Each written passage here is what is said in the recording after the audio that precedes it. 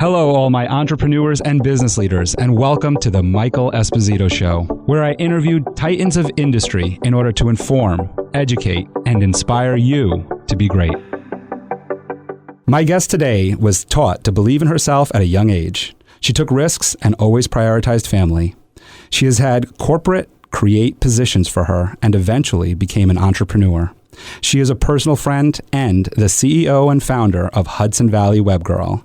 Please welcome Deirdre White. Hi, Mike. It's great to be here. Welcome to the show, Deirdre. Thank you for having me. I love that you put your pronunciation for me, especially since I know you so well.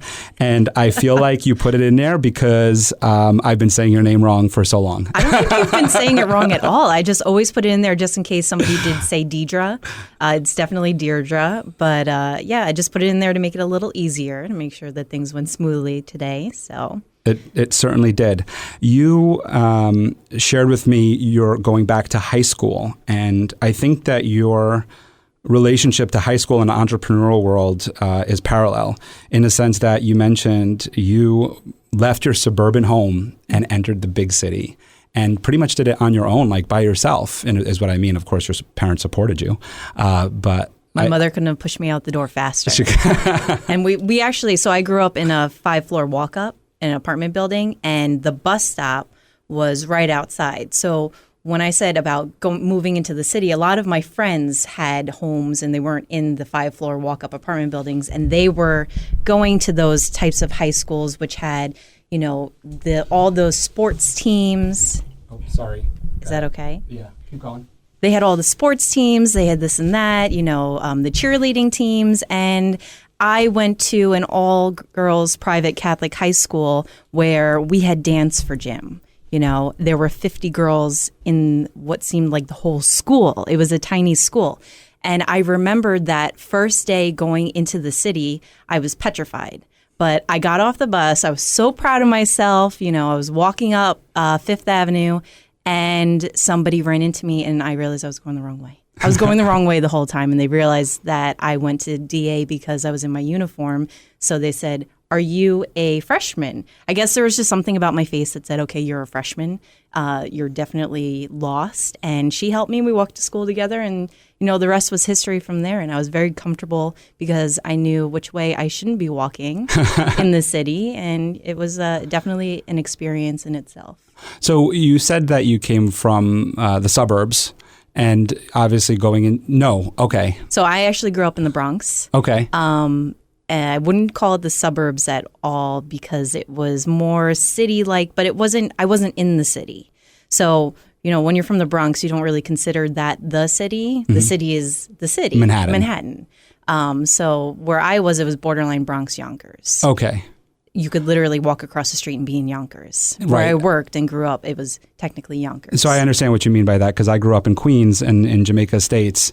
Very similarly, it's houses with a front lawn and a backyard, and then there is public transportation which you walk to get to. Whereas in Manhattan, you literally walk out your door and there's public transportation. Absolutely. And, so a lot of my friends lived in Yonkers, which at that time I would have considered maybe more of the suburb area because they had the house with the front lawn and a driveway with a parking spot. That I was always jealous of because they had their own designated parking spot, whereas, you know, we'd have to park and walk 7 blocks to get back to the apartment building. So to find a spot. Yeah, it was always so funny. What do you think that how that impacted you later on in life of some of your goals and career and aspirations of, like you just said, seeing that, you know, going from a city life and then seeing your friends who might have been able to just park in front of their home and have a front lawn, did that impact where you are today and what you're doing today at all? I mean, it definitely set some, you know, important things that you want in life that you don't think about. Having a washer and dryer, you know, right there in your house, your apartment, having your own designated driveway, parking spot. These are all things that you don't really think about or you take for granted because you don't have them, or you do have them and you just don't think twice about it. But, you know, there's something about being able to pull into my house now and open the driveway, the garage right from the car and pull right in when it's pouring rain like it was yesterday. Mm-hmm. And, you know, it's very empowering in a sense to say like, wow, I've really come a long way. Yeah. Not saying that there's anything wrong. It's just I really love living up here now. I loved my city life back then. It was fun being able to walk everywhere and, get that exercise in up those 5 flights of stairs. Would I want to do it again? No. It wasn't fun moving out, especially while I was in school, going back and forth from college, packing up boxes and things like that. But I've definitely grown, and I think it made me very independent at that time, being able to just do things on my own because everything was convenient and within a walking distance. Yeah, and I think that setting those goals early definitely got you to where you are today. I love if you follow Hudson Valley Web Girl on Instagram, you see pictures of her office, and it's so nicely decorated and well done. Thank you. So back to Dominican Academy, you mentioned that you were around extremely intelligent, confident women, and in the entrepreneurial space, the small business world, and even in big business and, in the C-suite, we know that it's very challenging for women to get C-suite or executive positions. It's very challenging for women to get funding as entrepreneurs. So there's a lot of challenges ahead of you. How do you think that having this upbringing and going to an all-girls high school, and by the way, I went to an all-boys high school for a little while, so I know what that's like.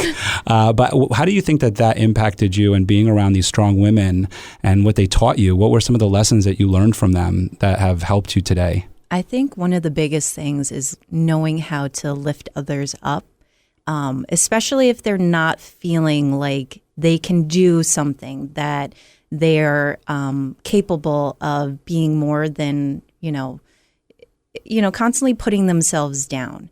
I was always surrounded by a group of girls. I might not have been the closest with them, but we were all so proud of each other for, we would always help each other study.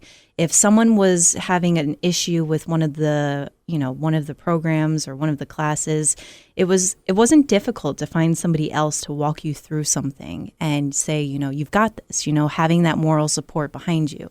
So that was really cool in an environment where you would think it would kind of be catty, and sometimes women get the portrayal, or girls, as being a little vicious at times. But it was definitely very supportive. And I know that when I ventured off on my own, I had their support with my business. And I also had the support of girls from my sorority, back me up and say, I'm so proud of you. This is great. Can't wait to see what you come up with. Do you still keep in touch with a lot of these girls? Thanks to social media, I do. I haven't physically seen some people. COVID didn't help, when everything shut down. But I would say the last time I really got to see one of these girls was maybe 2 years ago, right before everything shut down. We had gone out to lunch together, and that was really great to see. She's managing her own restaurant right now, and just to see how far we've all come, it's been really cool. Yeah. And so you also mentioned that it was during high school or college that you were interning at iHeart at the time, right? Yeah. So everything started in this building, and it's definitely weird to be back here. Yeah. But you're going to school in a city, and this was college that you started interning? College, I started interning. So I went to Marist. Okay. And I found out that they had an internship program here. So it was really for the promotions department, which at that time I was majoring for digital media with a minor in music. So, I was like, it would be very cool to intern at a radio station and get some experience. And, so when I found out it was more the promotions department, I still didn't turn it down because I wanted the experience and I knew that maybe it could lead somewhere else. And, as I started seeing the opportunity that, flyers needed to be made for events, or lanyards, those are the things that go around your neck for, events, which and people concerts. use as keychains. Yes. Right. So all of these opportunities came up, and I realized that I wanted to do more of the graphics for the radio station than the actual event itself, even though I ended up doing many things when I was working here. You kind of wear many hats, which is why I always joke around with clients now that I do a little bit of everything because the radio station made me that way. Right. You have to wear many hats and you take on many roles, but that's why I'm able to offer so many different services. And I did a lot of stuff for different industries when I was in this building. So I'm used to working with lawyers and bakeries and restaurants and, anything in general. All sorts, yeah. And so for those who are listening, we are recording in the iHeart studio in Poughkeepsie, so that's what Deirdre is referring to. So you came here for the promotions department, and this is a part that I think is really important because we have our entrepreneurs who are listening who are, kind of just clean slate, starting their own business, figuring out what they want and going their own way. And then we have our business professionals out there who are maybe starting a new position somewhere at a corporation or in a position and don't know how to elevate themselves and get to a different level and to maybe go into an executive position or a C-suite position. And something that's come up on the podcast before from other people is a word called intrapreneurship. I don't know if you ever heard of that word. I think it's one of the new buzzwords that are out there. So you heard it here first if you haven't heard it yet. So intrapreneurship, which is you're working in a large corporation. You don't really want to hang your own shingle yet, but you want to do something creative. You want to start something yourself and be a part of a movement, a change in the business that you're in. And so you start looking outside of your job role and you start creating things for yourself, which is something that you seem to have done while you were at your time at iHeart. You did that on your own. So I'm very interested in your mindset and quite honestly, the courage that you needed to have to go to management, to go to your boss and say, hey, I'm just this, new person here. And I think it would be really great if I could do this, which is what you said, graphic design here. I would just love to hear more about that story. So when they started offering positions for different stuff, as I had mentioned, it was specifically just for the promotions department, and they didn't have the position at the time that we created. And when I went to the manager at that time, the marketing manager, I said, this is really something I would love to do. I think we all know that I have found some enjoyment in just making graphics for, the posters for the events, or as I mentioned, lanyards. I said, if there's anything that I can do that would enhance being able to do that, which is more of what I'm studying in school, I would love to do that. And at that time, he said, well, we don't have anything available, but I will speak with, the next people, the next tier up and see what we can do. So I would say he always used to sit us down and say, where do you see yourself in 5 years? What are your goals? What is it that you want out of this internship? And I think that was really important because he wasn't just interested in having interns come in and, just help out with stuff and not get to know us. He was really interested in helping us grow professionally and see what it was that we really wanted out of things and how to help us grow. He was in a position to do that. He was in a manager level. He was at a manager level, and he knew that he would be able to help me just by sitting down and talking with me and seeing, what kind of stuff can I pull out of this girl? There's obviously more going on there, and we want to figure out who she is. So they came up with this position. I was able to not go to so many events where, I was setting up equipment and doing giveaways, which was fun. It was definitely cool giving out stuff to people.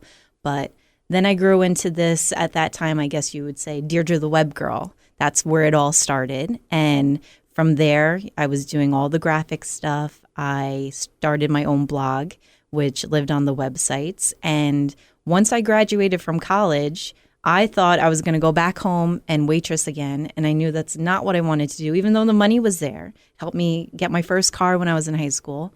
But I made that leap to live out of my aunt's house in Yorktown Heights and commute from Yorktown to Poughkeepsie every single day for a part-time position that I would hope would turn into something else. And to my luck, it did, because my hard work paid off. And when I graduated from Marist, I actually went right into a full-time position here as digital content director. And I mean here as iHeart, because we're literally in the building right now. But it was very cool to say I had my own office right out of college. Yeah. So from there, I, would maintain the websites for all the radio stations, and I continued doing the graphic stuff. I did a little bit of everything. I even designed the vehicles that were sent off for printing, and then they got wrapped. But it was a fun time. It was really cool to be doing all these different things. So you did something that we know about it, because we know you. In your blog, I would love to hear the story and the wave that you rode when you did the blog for WRWDcountry.com. So a lot of times when it comes to blogging, for it to be successful, you just have to talk with your audience, not at them. So when I find things that I feel like others will either agree with me on or be interested in learning more about, that's what really makes a successful blog post. And this one post in particular was so funny because I was being bombarded with stink bugs. Nobody likes stink bugs. Everybody hates them. You can't step on them. You don't want to squish them because the smell, I've obviously learned a lot about stink bugs. That's when they stink, right? They send out this scent that supposedly attracts more stink bugs. So you don't want to do that. You never want to do that. And I started researching how to get rid of them, right? Because they were gross. They freaked me out. And I didn't want them. I didn't want them around me anymore. So I did some research, and somebody had come up with a trap. They took a plastic soda bottle, cut the top off, flipped it upside down so the stink, and put a light at the bottom before they, glued the top together, the top piece of the bottom. So basically, the stink bugs got attracted to the light in the bottle, crawled down, but couldn't get back up. And this one person who came up with this contraption captured like thousands of stink bugs. Now, I came across this video. His attic was completely ransacked with stink bugs. It was disgusting. And I said, wow, this would be a really cool share to, let listeners know if you hate stink bugs, this is a great way to get rid of them. And sure enough, I shared it thinking like, oh, this is just a really fun topic that people can relate to, and nobody likes stink bugs. And it ended up getting viewed by millions of people. And I remember at that time, I was going out for maternity leave. And I was like, well, I pretty much just hit my goal for the year. So I'm set, But that was very, very cool. That was probably one of the biggest highlights of my life, was hitting that and then, having my baby. So yeah, no, very accomplishing. That is really cool, because I really like what you said there too about the blogging. And I think the same thing goes with podcasting or making YouTube videos or anything where you have an audience, is that really speaking with your audience, not to them. Absolutely. In the sense of like, sometimes you want to share with them and teach them about what you're doing or help them, whatever. But I think it's speaking with them. And that's what I think, like most of our audience of entrepreneurs and business leaders, they're listening along with us, and they have their story and they're listening to our stories and trying to develop. So I think that's a really great tip that you have for them. I want to go back to your little leap of faith there, where you mentioned you were driving close to probably 45 minutes or more. And then you were also at Marist.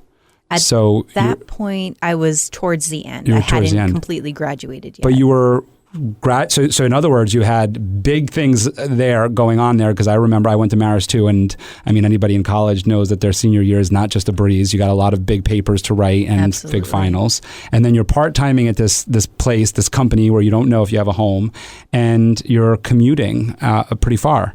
So I'm just interested in that leap of faith that you had there, and what was going through your mind, and the confidence that you might have had that this is going to work. This is just going to work. I was definitely scared, I'm not going to lie, because again, how do you pass up a good paying job? But I knew it wasn't something I wanted to do. I was fantastic at waitressing.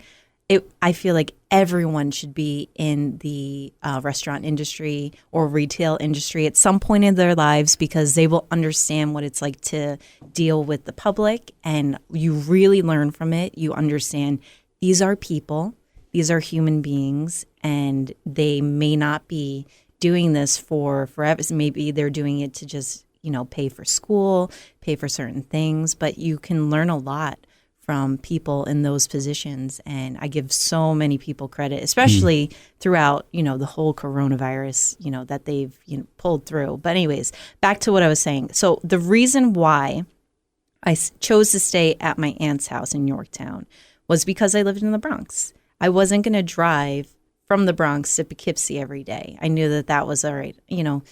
That's too much. That was even further. Further. Gotcha. So Yorktown, you know what? I can make that happen. So was I nervous? Yes, 100%. But I knew in my heart that I wanted to be in digital, and I wasn't about to fall back to what I was comfortable with. I wanted to push myself. So I took a leap of faith, and instead of just waitressing, I just went with it. And I just believed in myself that something good was going to come out of it. I didn't know what at that time, but I knew that I was a hard worker. I'd been working since I was 13. So even if I had to get something in Yorktown or up here as a side hustle, I was going to do it. I was going to do it to stay in the field that I wanted to be in. Mm-hmm. So am I happy that I did? 100%, because my whole career has been based off of that one internship that just grew. I went into multiple positions after that. And then finally, I parted ways here because I knew there was something bigger for me. And here I am now. Well, yeah, we're gonna talk about the bigger thing with what you're doing today, but I do want to touch on a couple things that you just mentioned there about that leap of faith and stopping a well-paying job. And you did it again later on in life, and we'll talk about that in a second. But I think that part of that confidence comes from, and from what I'm hearing in your story, is that, you were scared because you were leaving a well-paying job as a waitress. And definitely big props to all the people out in the service industry. But you knew what your goals were. You knew what you wanted. You knew that you wanted to do something different. And I think that when we are scared to make a decision, when as entrepreneurs or as business leaders, when we're scared to make a decision, sometimes it's because we just don't have a clear line as to where we're going. Mm-hmm. And when you could kind of get that clarity to see, where am I going? Where is this leading to? You're willing to take that risk, which is what you ended up doing. And obviously it was a risk that paid off well for you in the sense of opening your own business. Why did you choose Marist College as your undergraduate? So funny enough, I was in between Siena and Marist, and besides my sister going to Marist and her saying I had no other choice. Thanks, Bridget. Go Red Foxes. Go Red Foxes. Why Marist? So Siena didn't really have a digital media program there. I don't know if they do now, but at the time, my sister really pushed me, saying, that might be, my biggest thing when kids go to college, I hate that they have to know exactly what it is that they would like to do for the rest of their lives. I wish there was some kind of makeshift program in the beginning to get a feel of different things that they could figure it out. But, there's a lot of pressure there to say, okay, I'm, 18 years old. I had to figure out this is what I want to do for the rest of my life. So trying to come up with that decision about what you're going to major in or what you're going to minor in is a really hard decision to make. And my sister knew that I loved art history. The joke when I was in high school was I was the art history MVP. Everybody graduated with the title. I was obsessed with it. I loved it. So she said, there's something there. You love computers. You love, fidgeting around with stuff. Why don't you try digital media and see how that works out for you? So I took her advice. She's a very smart woman. And I went with digital media, and I had to do a minor in music, of course, because I'm a little musical in my background. But I'm so happy with the decision that I made because I ended up falling in love with digital media. And Marist was a fantastic place to do that. The steel plant is amazing. I wish I was there right now with all the renovations that they've done.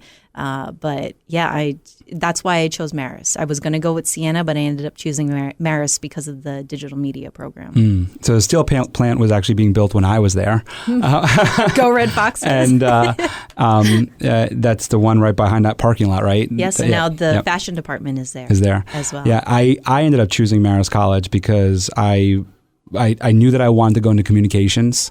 I didn't know that it would lead me to where I am right now, sitting in a seat with you. Look at you. I didn't know that. But I knew that. I remember when my parents were saying, why don't you go to New Paltz or why don't you go to this other college? I knew that Marist had a great communications department, and I just knew that that's where I wanted to be. Part of it was I was also hiding behind the fact that I wanted to be an actor. And so it was kind of like a good facade of hey, yeah, I'll study radio, TV, film, but I really want to be an actor. But I had the opportunity to learn a lot about what we're doing today, which was really cool. So I got brought back to it. Yeah. But I think with your sister, the conversation that you had with her is an important conversation for all entrepreneurs and people out there to have, whether it's to choose their college, choose their career, or choose their path as an entrepreneur, is to figure out what are you passionate about? What are your strengths in that field? And sometimes you don't know on your own. Sometimes you need somebody to help you pull it out of you. Yeah. And figure out what your strengths are and what it is, because there are certain things that you might actually think that you like or enjoy, but it's really not your passion. And sometimes it takes somebody from an outside position to really see, like, this is where I see that you have the most joy in. Mm-hmm. And that's important. And you have to take that feedback and really, move with it, push it. I like that you said joy, because that's another thing is there's passion and there's ambition and love and confidence and all this other stuff, but you have to be happy and joyful doing it. Absolutely. You have to really the word enjoy what you're doing. You have to have joy in what you're doing. So that brings us to, as you fast forward into your career, right? So you had this great ride at iHeart, and you did really wonderful. And then you started working somewhere else. Mm-hmm. And as you said to me, you started working somewhere else, and it was a good paycheck. And you were doing what you loved. It was a steady paycheck. It was a steady paycheck, right? That's really the most important part. But then you decided to take another leap. Mm-hmm. And now that's a big transition in your life, right? So let's hear about that leap. And you go from a steady paycheck. You have, at the time, did you already have Charlotte? Did you have 2 kids yet? I had Charlotte, yes. Yep. So you had just had Charlotte. So actually, no. She happened during after that transition. So you have a 4-year-old. I have at the time. Yes. You have a 4-year-old, and I had to think about how old my yes. No, I know how old Harper is. But so at the time that you make this decision, you have a 4-year-old. You have a baby, pretty much kind of like on the way, and you got a steady paycheck, and you're like, I got to go after what I love, and I would just love to get into your brain and understand that. What was going on in there, that treadmill that was happening? So when I left iHeart, I always I knew that I couldn't really do much with Deirdre the Web Girl. That was something that I had to leave with the radio station. So I said, I'm going to transition myself as Hudson Valley Web Girl. And it really started off as blogging when I left and I started working for that digital marketing agency. I really loved it. It gave me the opportunity to work from home. And it was a great experience. I learned a lot of stuff about social media, digital advertising, digital marketing, web design. And pretty much when everything happened with COVID and things shut down, even though we had been working from home, my boss at the time thought that was a good time to open up an office, and it just didn't work out for me. So especially with the kids, remote learning, it just put me in a really awkward position. And I knew from there, okay, now's my time to shine. Now I have to figure something out, and because this is not going to work out, I have to be there for my family. I need to do something for myself for once. I have spent my life helping others, build their stuff and pushing people up. I have always, promoted local businesses all throughout, coronavirus, as everything shut down. I always promoted local businesses, local restaurants, anybody that needed some help getting stuff out there. I always shared stuff on my blog. It was just something I loved doing. And I just finally said, you know what? I spend so much time pushing others and supporting others. I always say that somebody can do something. Why can't I do that for myself? And I finally just put my foot down. I said, okay, this is what's happening. This has been something that I've been building on the side for quite some time now. And now's my time to shine. I'm really going to go with it. And Hudson Valley Web Girl really, came to life at that point. And here I am right now. And I said before, I joke around because I offer a little bit of everything. Now that I have a laser printer, I can add in laser etching, laser engraving, laser cutting into all of my list of services. And it's been really cool to watch as everything has, unfolded from this experience. Yeah, and you've developed, me knowing you personally, I feel like you've developed more too as a business personality online too, of seeing more of your posts and seeing more of like your I think like showing the engravings and showing some of the different unique videos that you started making and getting your family involved in it, I think is really cool. And we're starting to see that progression. So going back to Hudson Valley Web Girl, so the name kind of came off of the Deirdre Web Girl, which you couldn't take with you, and then you decided Hudson Valley Web Girl. So what is it that you help clients do with Hudson Valley Web Girl? I love helping clients just enhance their businesses. I offer custom web design, graphic design services, laser printing services, social media content and management, maintenance for your website, blogging services, custom merchandise, you name it, I can make it. If I can't, I know a local business that can. So Right. I have no problem promoting other businesses as well. If somebody came to me and said, I need a vehicle wrap, even though I've done it in the past, I'm not doing that right now, but I know a couple of businesses that can. Right. And I would love to, connect others with those businesses. Right. And, it's just been really great building this. I think you mentioned something earlier on, which was about helping others. And I think when you think about the business that you're in, you're helping promote these other businesses through your services. Mm-hmm. I would like to hear a little bit more about that passion that you have for helping others and where that may be developed from. I would say definitely from the radio station. Okay. Dealing with the community. One of the things that I did on the website was adding community service events to the websites. There was a tab for that, but I used my blog here. Here, I'm saying here as if everyone's sitting next to me, here at iHeart, because I used it in a way to share what was happening local. That's what made my blog different than all the other radio stations' blogs, even the personalities' blogs. I kept it local. I loved promoting, local businesses, events, things that they were trying to sell, things that they were promoting, giveaways that they had, even if it wasn't radio station related. Mm-hmm. That was my way of being here and giving back, was being able to help these businesses shine. And, I love doing that. It's just something that was instilled in me here at iHeart. I keep saying that now, but it's something I really love doing. And that's why I kept doing it after I left here. And I think your name says a lot too, of the Hudson Valley Web Girl and keeping the Hudson Valley a part of that and the local feel. And I think, wherever you're hearing this, there's a local chamber, there's a local Main Street and everything. So we all understand what that means. But what does it mean to you to be local, and why is that so important to you? There's no other community that I've met so far or been a part of like the Hudson Valley community. I think the biggest moment was at St. Jude Radiothon with WRWD. Again, I was at the radio station at that time. I was working with WRWD. And the way that the Hudson Valley community came out and raised money for these kids. And at that time, I was pregnant with Harper. And I started bawling on air because nobody wakes up one morning and says, oh, today's the day my kid's going to have cancer. That doesn't happen, right? So being on air and watching all these people, watching the phones light up, watching people stop by and make donations, we would walk around with, buckets and people would drop money in there.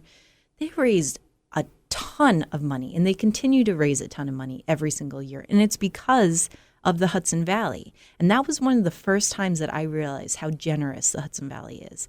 And when you're trying to promote something, if you need help, the Hudson Valley is kind of like that group back in high school or my sorority group where they come in and they're like, we're going to help you. We want you to shine. We want to promote you. You can do this. That's kind of how the Hudson Valley is to me. And that's why it's so important to me and special to me, because that's how it's been. Even when I started Hudson Valley Web Girl, I've seen people share my stuff on social media, which was sewing back in Poughkeepsie. I remember they shared a custom mask that I had made.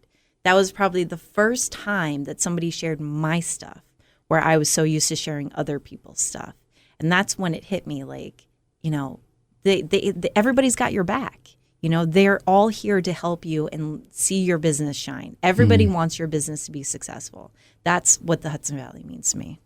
Well, that's really nice. And yeah, that when someone shares your post, then you really know that it impacted them. It could mean nothing like, oh, I just thought this was cool and I'm sharing it, or like, this is great. I want to share this so somebody else can see it.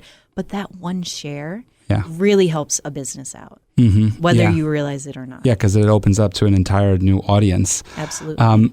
I have a feeling that part of the reason why you have such great support from the Hudson Valley and from your support system that you've created through the years is because of some of your leadership qualities.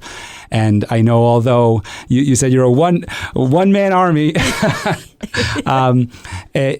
You still are a leader. You're a leader in your industry. You're a leader when you're writing a blog. You're a leader, and you have a beautiful office that shows that you're a leader.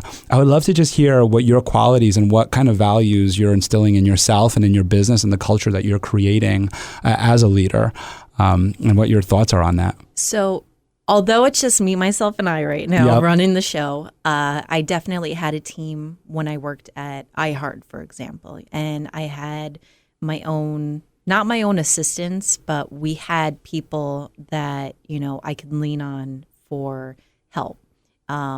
We had what was called a hub of people. And I did have some, part-time people helping out with different projects. So whenever I had somebody come to me and they had a question about something, I wouldn't just, blow them off. I would take the time to really sit down with them and say, do you really understand what it is? Like, not just breaking it down for them, but do you really understand? Does this make sense to you? Making sure that they fully understood what it was so that they could do it for the next time.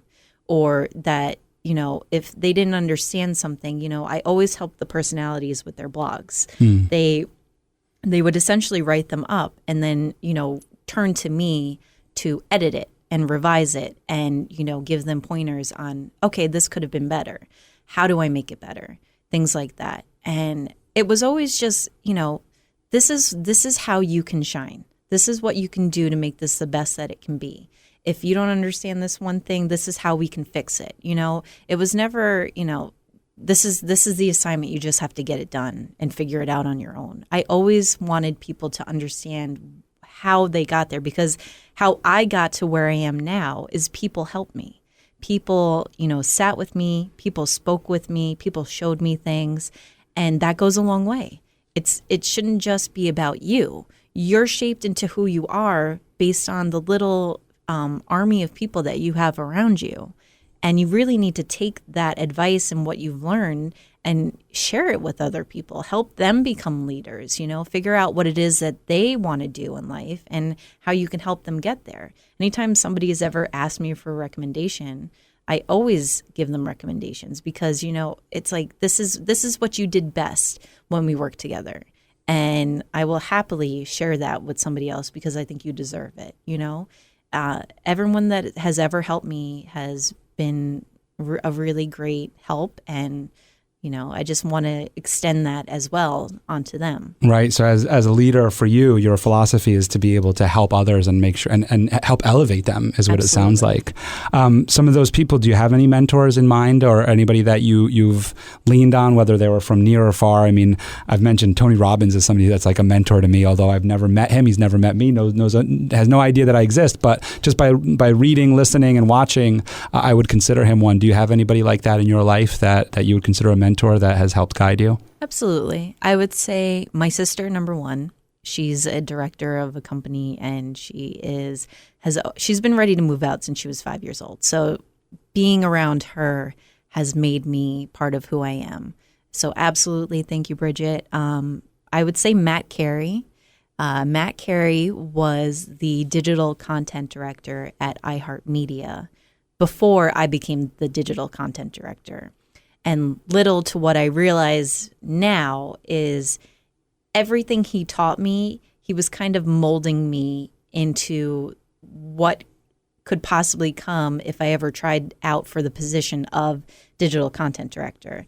And he showed me how to do a lot of things. And again, it was what I just explained. A lot of it was, okay, this is what you need to know. This is how you do. And it wasn't, I'm just teaching you. It was showing me different things and helping me learn and grow from the experience, because these were all things that I wouldn't have known prior. Programs, how to use, things like that. So Matt Carey definitely was a big role model. What were some of the qualities that Bridget had that made you look up to her outside of being your bigger sister, right? She didn't give me a choice. No. She didn't give you a choice. But yeah, so you could have always just turned away from her and just been like, I'm not listening to you, sis. But what were some of the qualities that she showed you that you said, you know what, she's got a point here and maybe I should listen to her. She's smart here. My sister is one of a kind. All right. It's hard to put her in a few words because she is strong, intelligent, scary at times with how, smart she is. She doesn't know how to say no to people. She just is always wanting to help others, and she is 100% for lifting up women, showing them that they can do certain things like fields, becoming a plumber, things that, they wouldn't necessarily think about in the beginning, but, constantly encouraging to do something that you think you can't do or might not be capable of doing. You absolutely can do that. And that quality about her has always, I never hesitate going to her about a decision, and she's always supportive, 100%, always behind you. Like, yes, absolutely, you need to do that. If you don't do it, I'll be mad at you, type of thing. She's been phenomenal. If she wasn't your sister, how do you think, what would be your best suggestion for somebody to get advice from her? I would trust anything from her because she is honest. And if she thinks that something might not work out, she won't just say no. She'll give you advice on how to make it work. How to make it work. Like she'll always help you make it work. She's always there to lift you up. She really is. She's phenomenal. She is always helping others. And it sounds like she's creative too in her approach. And what about Matt? So what led you to Matt? Was there something that you saw that you said you wanted to reach out to him, or did he reach out to you? Matt was working at iHeart at the time, and when I asked for that position to be made, I kind of became his assistant. So he was the digital content director. He was in charge of the graphics, and I assisted him in creating graphics then. So we kind of worked hand in hand. I sat across from him at his desk. We spent a lot of time together working on different projects, and that really gave me a sense like he was my mentor at the time. He was somebody that I worked hand in hand with, but he was above me. He was the director, and I was just a part-time person. No, I was full-time at that point. But did he know he was mentoring you? Absolutely, 100%. Okay. Yeah. And what about your sister? Did she know? Yeah. Oh, Bridget has known since she was 5. Like I said, I'm not kidding with that. She's a very strong personality. So. Well, the reason why I ask too is I think that there's so many different philosophies on how to find a mentor and different ways of seeking them. And so I'm just interested in all the different avenues. I'm currently reading Shelley Archambault, her biography, and she's a CEO or was a CEO. I'm not sure where she is yet because I haven't finished the book yet. But she just talks about her journey, and she does talk about how she sought mentorship and how she thinks her philosophy on mentors. And one of them is just that she's never really asked anybody to be a mentor. They kind of just became a mentor, like what you said with Matt. Like they kind of just became a mentor, somebody that she was an assistant to, became somebody that she shadowed and learned a tremendous amount from. But a technique that she uses to this day, from my understanding in her book, is she likes to just ask like one question to somebody that she thinks might have the right answer for them, and just ask them a question and just take their answer because they are somebody like, let's say like Matt, if you were to ask him, hey Matt, how should I design this? You would take whatever he gave you and you would try to do it. And then you would follow up and say, Matt, I did it this way. And, I have a follow-up question. And then you just develop from there, which I think is a really great strategy. And then she said, a lot of the times you just build relationships with these people and they don't even know that they're your mentors. Is that something that you also used to get like Bridget and Matt to give you advice? Was it kind of like ask them a question and see where it goes? Matt, I would say yes. Bridget, it was always even forced opinions and decisions because she was my big sister. She was very protective. And so she, I would say, always knew she was going to be my mentor, whether I knew it or not. And that's why I said when I went to Marist, she told me I was going to Marist. So there has always kind of been a fine line with Bridget about, okay, you're a mentor, but you're also trying to control my life, right, type joke, going around. But Matt was really someone that I could look up to in the environment that I was in at the time and really rely on him to help me with any questions that I had. You bring something up that's very important to talk about too, which is that relationship with you and Bridget and removing the whole sister thing and everything, but just thinking about it as a businesswoman here, right? That you're sitting with me. And when we think about our entrepreneurs and our leaders, our business leaders out there, they may have a mentor, whether the person knows or doesn't, or may have a manager or somebody or a family member or whatever that they seek advice from. Mm-hmm. How do you make the decision of when that advice is great and all, and you trust this person and you love this person or whatever, but it's not the right decision for you? Because I'm sure that in all your years, you may have had to make that decision where you go, you know what, I appreciate what you're saying to me, but I'm going to do this. So how do you make that decision for yourself these days? I mean, it's a little bit easier now that I am running my own business, but for making decisions like that, it's just really having the confidence in yourself to know what you feel is best, but also being polite to take feedback from others and, consider it as well. But just if you stay on track with what it is that you want and you see fit for you and your business, then that's all that matters. Mm-hmm. You just have to have the confidence to really believe in yourself and not let others, if it's a little far-fetched, kind of get into your head or try to manipulate. I don't know what the word is exactly, but just making sure that you're on track with what it is that you believe in and sticking with it. Right, that you're following your goals. Absolutely. And not their goals. Because they're your goals after all, not somebody else's. Right, and I think that person, if they're mentoring you and really care about you, they will appreciate that. I think that that's a really good way to put it. All right, so here we are, right? You have Hudson Valley Web Girl. And you're kind of just starting out to some extent, right? Because you just did it back in March of last year, from my understanding now. Where do you see yourself, and how are you getting there in the next couple of years, 5 years? Possibly in my own office, and not an actual brick and mortar type office. I could see myself with a team of people and really growing from there. But yes, right now I'm definitely in that, I broke it down to that I'm in an initial phase. I'm in phase 1 where I'm just still growing and getting my name out there, which I think I've done a good job so far. So hopefully, it really comes to play with moving forward. But I'm not really looking to set hard goals about wherever it goes. I'm not going to push it. I just know I believe in myself. I'm a really hard worker.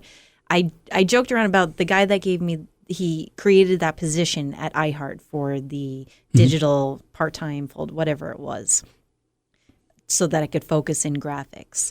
He had asked me, where do you see yourself in 5 years? Now, I think my answer, threw him off. Because I said, I can't give you an exact answer for that. If I did, I would either be setting really high goals for myself, but I don't know where I'm going to be in 5 years. I don't know what the world is going to look like in 5 years. All I know is I'm going to work my hardest to get wherever it is that I can be. And I know I'm going to be successful because I'm going to push myself to the limit to be successful.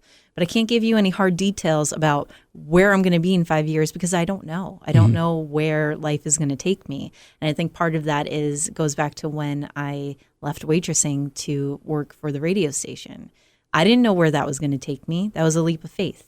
And the same thing happened when he asked me that question. The same thing happens right now when you ask me this question. Did I see myself when I was at iHeart opening my own business? No, I didn't see that happening. And I was scared to do it. I was scared to own a business and run things on my own and take full credit for everything that goes on in my services and the products that I create.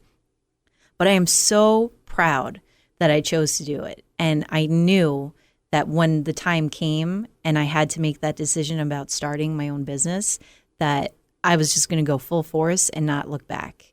So where do I see myself moving from here? I might not know exactly, but I'm happy where I am right now, and I'm excited to see what happens moving forward. That's great. I love that answer. I love that answer because what I've learned through this podcast, through all the different things that I read and listen to, is that there's no right or wrong way. Is that, some people have their 5-year plan and they're, start here, year 1, year 2, year 3, year 4, year 5, and all that stuff, right? And then others like yourself kind of look at it differently in a different point of view. And there's no right or wrong way. There's just so many different ways to go about success. And there's so many ways to go about achieving your goals. I think that something that is important in what you just said there is that you said, I always know that I'm going to be successful.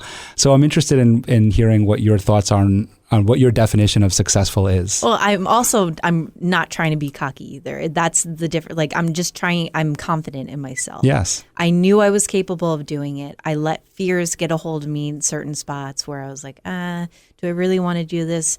Is this going to be the right decision? But you have to have confidence in yourself and what you do.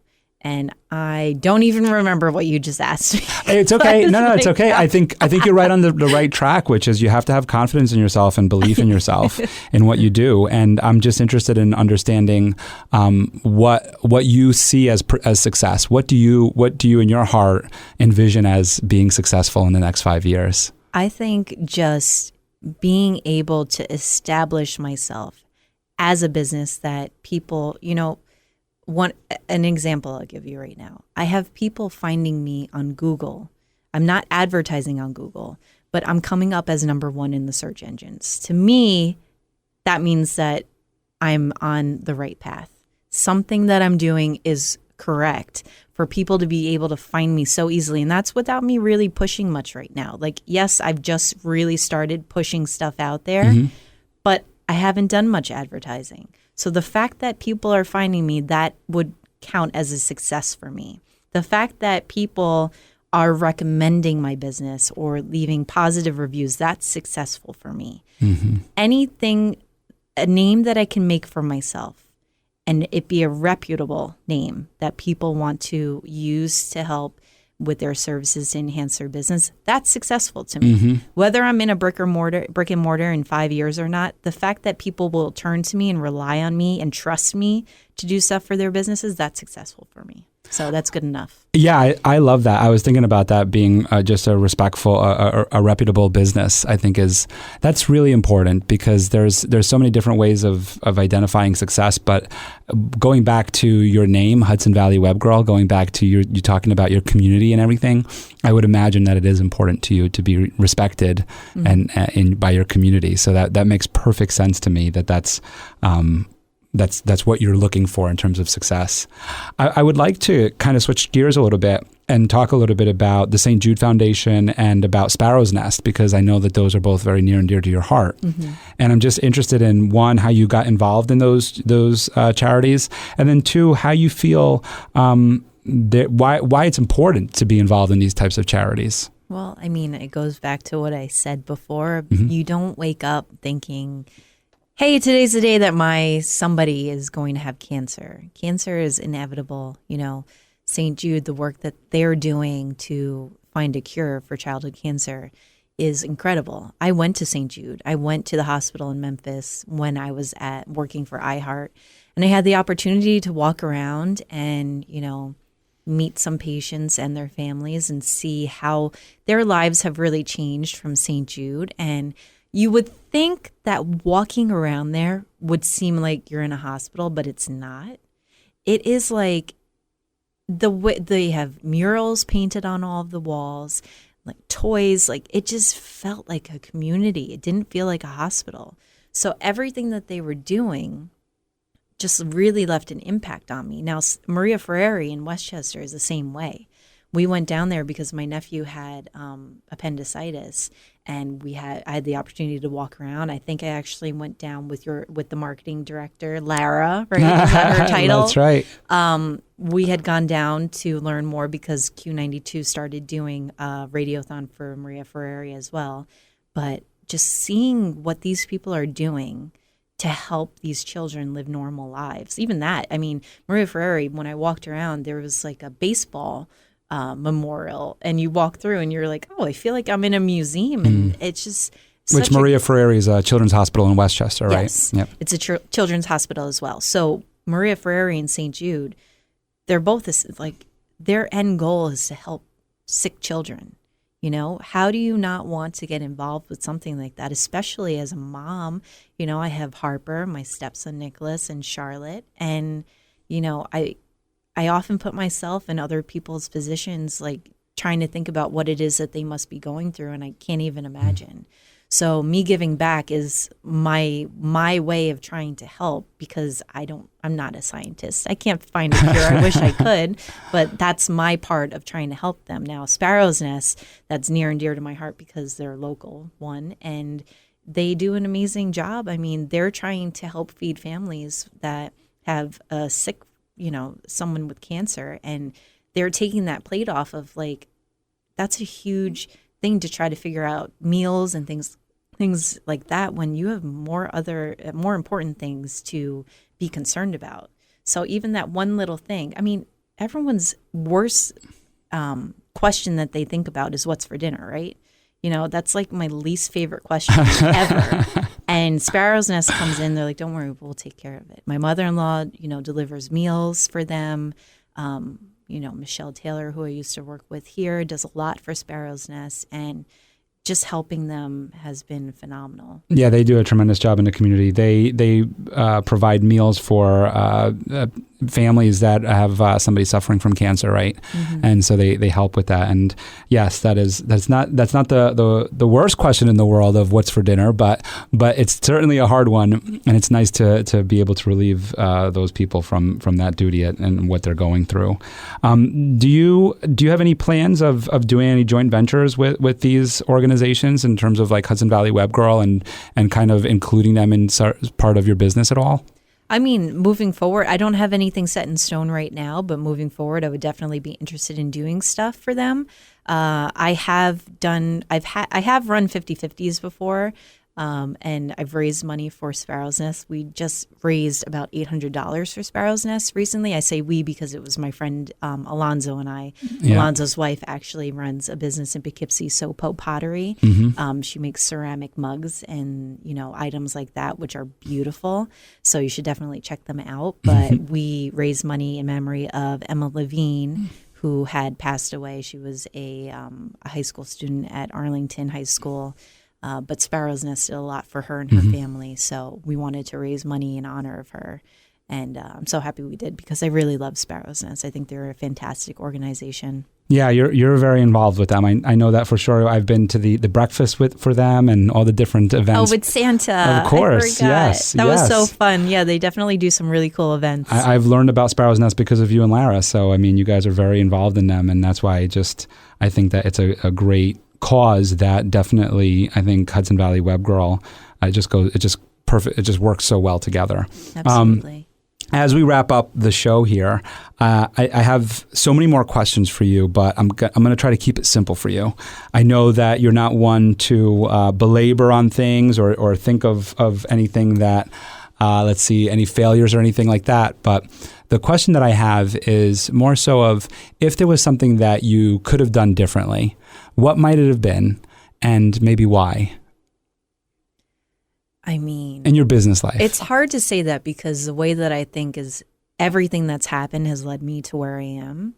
So would I have, maybe starting my own business earlier when I left iHeart, just going right into my business. I can't really say I have any negatives though, because it really is everything that happened led me to where I am now. So I have to be very grateful for that. And I wouldn't change anything. I don't think I would. I love that was your answer, because I asked that question to somebody else recently who also just started their own business, and they had very much the same answer, which was, I wish I had started sooner. And that's why I kind of asked the question. I'm not looking for the negative, quite honestly. I am looking for the what could I have done that really would have accelerated where I am today. And so that's why I'm really happy that you did answer it that way. I didn't know that you were going to. So what do you think was the biggest? And so I knew I had more questions for you, but we will wrap this up in a bow for everyone that's listening. But what do you think? What do you think would be different had you have started it then versus now? I mean, my confidence is at a whole different level now. But just, obviously years of experience, there's a difference there, because I did a whole bunch of different things when I left iHeart, and then it just added more to my plate of things that I knew how to do and be able to offer. Yeah, I don't know. I think it's just the level of confidence changed, and I finally realized, all right, this is your time. I have to start doing things for myself, and there's no better opportunity to do it than right now. Right. And I went with it. I think that that's such great advice for our entrepreneurs and business leaders out there of the time is right now. The time is now. Go for it and don't wait because every entrepreneur that I've had in here, every business leader that I've had in here have all said pretty much the same thing of, I wish I did it sooner. And so if you're scared, if you're worried, take Deirdre's advice, take a leap of faith, believe in yourself. You can also message me or I don't know. We're going to get into that in a second, but definitely take a leap of faith, take her advice, believe in yourself and go for it, right? Absolutely. That's 100%. The thing. Go for it now. So this will of course all be in the show notes, but please do share your Instagram handle, which is I think Hudson Valley Web Girl, right? Yes. And then also your website and any other way to contact you. So Instagram, Hudson Valley Web Girl. You can also find me on Facebook, Hudson Valley Web Girl. My website's hudsonvalleywebgirl.com. I keep it very simple. Keeps it simple. Everything's the same. The only thing that's different is Twitter is HV Web Girl because I couldn't do it that long. But I'm not really on Twitter that much anymore anyway. So any other platform, just look up Hudson Valley Web Girl and I'll pop up. But go to Instagram and check out her videos on, name that machine again. The Glow Forge. Her actual name is Flo. That's what I've named her because I'm crazy and I named her Flo. But yeah, so she's been a lot of fun to test stuff out. And I actually made something for you. Oh, you did? I did. Oh, is that what this... We're gonna open it live right here on our podcast before we wrap up. Let's see. I thought this was kind of light, so I was like, "What is this?" I was trying to be polite and not open my presents in front of the gift. Oh, this is so cool!